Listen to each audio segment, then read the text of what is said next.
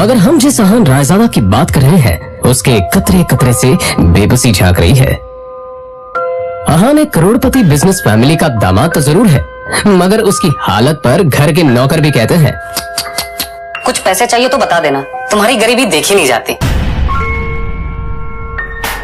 कहने को तो अहान जैसी रिच फैमिली के दामाद सड़कों पर महंगी कार दौड़ाते थे, मगर अहान की लाइफ में 3 चीजें आम थी। पहली चीज बेइज्जती, दूसरी चीज बहुत बेइज्जती और तीसरी चीज बहुत से भी ऊपर वाली बेइज्जती। और हाँ, कभी कभी वो किसी रईस को जब अपनी बीवी को एक महंगे होटल में खाना खिलाते देखता था तो वो खुद से कहता था, एक दिन अपना भी टाइम आएगा जब मैं महंगे सूट में ऐसे किसी महंगे होटल में अपनी बीवी शनाया को दर्शन के साथ खाना खिलाऊंगा।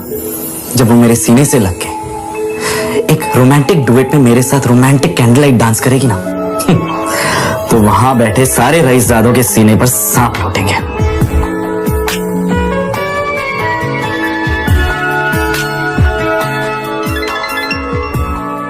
जरूर शनाया ने बोलते हुए अहान चौंक कर उठ खड़ा हुआ। मोबाइल स्क्रीन पर देखा तो शगुन का फोन था। अहान के सारे सपने छूमंतर हो गए। शगुन अहान की बीवी शनाया की कजिन थी जो हमेशा ही अहान को नीचा दिखाने की कोशिश करती थी। मोबाइल की तरफ देखकर अहान ने बुरा सा मुंह बनाया और फिर कुछ सोचकर फोन उठा लिया। मेरे प्यारे जीजा जी, फोन नहीं उठाते आप? वो मैम। अच्छा वो सब छोड़िए, आप एक काम कीजिए, साहू ज्वेलर्स पे मेरा एक नेकलेस पड़ा है, मैंने ओनर को कॉल कर दिया है। वहाँ जाके नेकलेस कलेक्ट करके मेरे घर पे आ जाइए। शगुन, मुझे बैंक जाना है और ये मैं बैंक जाने का तेवर किसी और को दिखाइएगा जीजा जी। वैसे भी आपको हमारे फैमिली के टुकड़ों पर ही पलना है ना? तो जितना काम कहा जा रहा है उतना कीजिए। और हाँ, नेकलेस के साथ में ओनर आपको 30,000 रुपए भी देगा। वो लेकर मेरे घर पे आ जाइए और 30,000 रुपए में से 1 रुपया भी कम नहीं होना चाहिए, समझे ना? देखो शगुन, आज तक मैंने कभी चोरी नहीं की है। और दूसरी बात यह कि अगर मुझ पर इतना डाउट है तो किसी नौकर को भिजवा के करवा लो। क्या है ना, बहस करने की इजाजत आपको है नहीं। तो जितना काम कहा जा रहा है उतना कीजिए। 1 घंटे के अंदर नेकलेस और पैसे लेकर मेरे घर आ जाइए। और फिर से कह रही हूँ, 30,000 रुपए में से 1 भी रुपया कम नहीं होना चाहिए। बाय। अरे है दीदी को बुलाओ यार, है दीदी।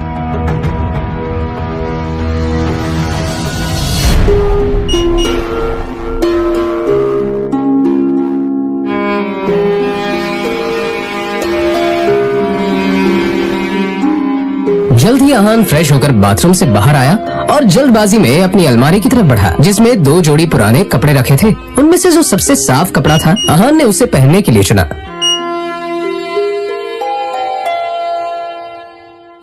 तैयार होकर वो बाहर निकला और जैसे ही सामने देखा तो उसकी सास यामिनी गिल अपनी कुछ सहेलियों के साथ पार्टी में व्यस्त थी। तभी यामिनी जी की एक सहेली ने अपने सैंडल की तरफ देखकर कहा, यामिनी, ये देखो ना, तुम्हारे आते आते मेरा बेल्ट टूट गया चप्पल का।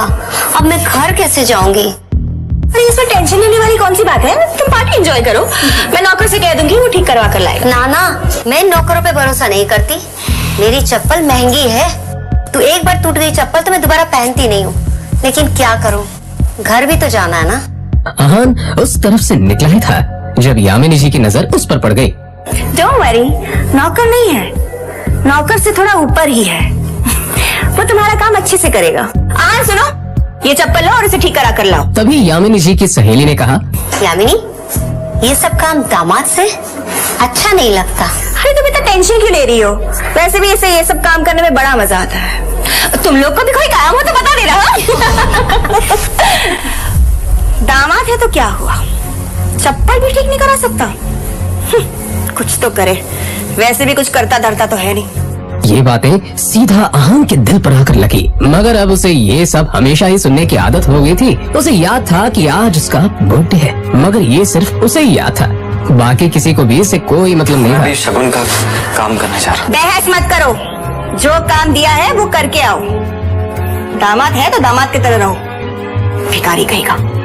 पता नहीं शनाया की जिंदगी में ऐसा क्या लिखा था कि तुम जिस पति मिला उससे। और अब यामिनी जी की सहेली ने अहान को उसकी टूटी हुई सैंडल की स्ट्रैप दिखाकर कहा, ये वाली चप्पल ठीक करना है, महंगी दुकान में ठीक करवाना, समझ में आया?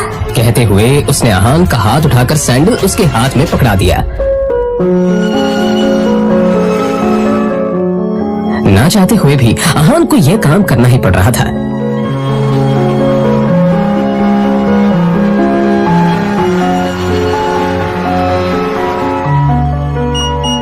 उसके मोबाइल पर उसकी बीवी शनाया ने मैसेज किया।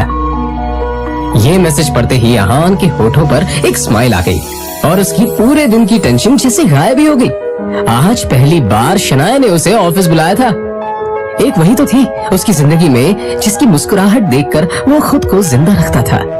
शनाया का चेहरा देखे बिना अहान को चैन नहीं मिलता था और उसके बस में होता तो शनाया की हर एक खुशी के लिए खुद को लाखों बार कुर्बान कर देता। रास्ते में अहान को एक फूलों की दुकान मिली और अपना पर्स निकालकर देखने लगा। उसमें सिर्फ 500 का एक नोट पड़ा हुआ था। जैसे ही अहान वापस मुड़ा तो उसे शगुन का काम और अपनी सास के दिए हुए काम याद आ गए।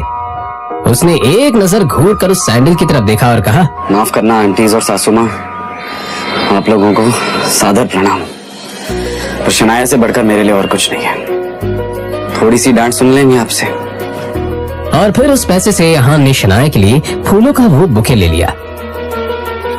आज वो पहली बार गिल कंस्ट्रक्शन के ऑफिस जा रहा था, जो कंपनी गिल खानदान की थी। ये सोचकर आज वो फूला नहीं समा रहा था कि वहाँ उसका अच्छे से स्वागत होगा।